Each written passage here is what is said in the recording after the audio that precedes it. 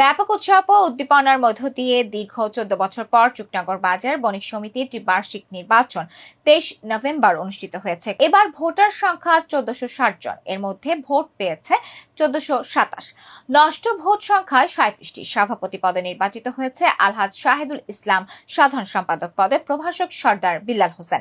এছাড়াও অন্যান্য ১৩টি পদে নির্বাচিত হয়েছেন প্রার্থীরা। নির্বাচনে উপস্থিত ছিলেন ডুমুরিয়া উপজেলার নির্বাহী অফিসার মোহাম্মদ আল আমিন, সহকারী কমিশনার ভূমি আরাফাত হোসেন, ডুমুরিয়া থানা অফিসার ইনচার্জ মোহাম্মদ মাসুদ রানা, ৫ নং আটলিয়া ইউনিয়ন পরিষদ চেয়ারম্যান ও চুকনগর বাজার বণিক সমিতির আহ্বায়ক শেখ হেলাল উদ্দিন সহ বিভিন্ন প্রিন্ট ও ইলেকট্রনিক মিডিয়ার গণ্যমাধ্যম কর্মীরা।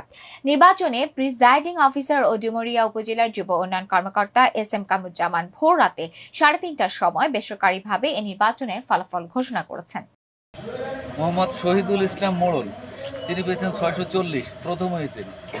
আব্দুল সেলিম মোড়ল, তিনি পেয়েছেন ৫৭১, সে হচ্ছে দ্বিতীয়।